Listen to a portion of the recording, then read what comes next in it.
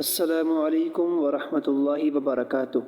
خوش آمدید کہتا ہوں اپنے اس چینل پر، اور اللہ سے دعا کرتا ہوں کہ اللہ تعالیٰ سب کو اپنے حفظ و امان میں رکھے۔ آج کی اس ویڈیو میں ہم آپ کے ساتھ شیئر کریں گے تیمم کے اگلے چند مسائل۔ ویڈیو اچھی لگے تو لائک ضرور کریں، جزاک اللہ۔ مسئلہ نمبر 29، کسی کو نہانے کی بھی ضرورت ہے اور وضو بھی نہیں ہے تو ایک ہی تیمم کرے، دونوں کے لیے الگ الگ تیمم کرنے کی ضرورت نہیں۔ مسئلہ نمبر 30، کسی نے تیمم کر کے نماز پڑھ لی، پھر پانی مل گیا اور وقت ابھی باقی ہے تو نماز کا دہرانا واجب نہیں، وہی نماز تیمم سے درست ہو گئی۔ مسئلہ نمبر 31، اگر پانی 1 میل شرع سے دور نہیں لیکن وقت بہت تنگ ہے کہ اگر پانی لینے کو جائیں گے تو وقت جاتا رہے گا تو بھی تیمم درست نہیں ہے، پانی لائے اور قضا پڑے۔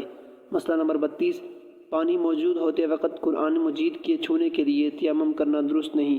مسئلہ نمبر 33، اگر پانی آگے چل کر ملنے کی امید ہو تو بہتر ہے کہ اول وقت نماز نہ پڑھے بلکہ پانی کا انتظار کر لے، لیکن اتنی دیر نہ لگائے کہ وقت مکروہ ہو جائے، اور اگر پانی کا انتظار نہ کیا اول ہی وقت نماز پڑھ لی تب بھی درست ہے۔ مسئلہ نمبر 34، اگر پانی پاس ہے لیکن ڈر ہے کہ اگر ریل پر سے اتریں گے تو ریل چلی جائے گی تب بھی تیمم درست ہے، یا سانپ وغیرہ کوئی جانور پانی کے پاس ہے جس سے پانی نہیں مل سکتا تو بھی تیمم درست ہے۔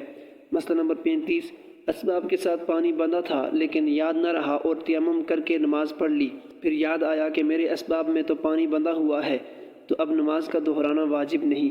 مسئلہ نمبر 36، جتنی چیزوں سے وضو ٹوٹ جاتا ہے ان سے تیمم بھی ٹوٹ جاتا ہے اور پانی مل جانے سے بھی ٹوٹ جاتا ہے۔ اسی طرح اگر تیمم کر کے آگے چلے اور پانی 1 میل شرع سے کم فاصلہ پر رہ گیا تو بھی تیمم ٹوٹ گیا۔ مسئلہ نمبر 37، اگر وضو کا تیمم ہے تو وضو کے موافق پانی ملنے سے تیمم ٹوٹے گا، اور اگر غسل کا تیمم ہے تو جب غسل کے موافق پانی ملے گا تب تیمم ٹوٹے گا، اگر پانی کم ملا تو تیمم نہیں ٹوٹا۔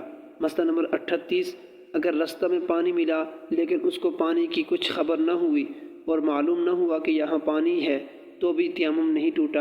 اسی طرح اگر راستے میں پانی ملا اور معلوم بھی ہو گیا لیکن ریل پر سے نہ اتر سکے تو بھی تیمم نہیں ٹوٹا۔ مسئلہ نمبر 39، اگر بیماری کی وجہ سے تیمم کیا تو جب بیماری جاتی رہے کہ وضو اور غسل نقصان نہ کرے تو تیمم ٹوٹ جائے گا، اب وضو کرنا اور غسل کرنا واجب ہے۔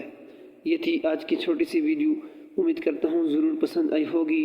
اگر پسند آئی ہو تو چینل کو ضرور سبسکرائب کر دیں تاکہ اسی طرح کی اسلامک ویڈیوز کا نوٹیفیکیشن سب سے پہلے آپ حاصل کر سکیں۔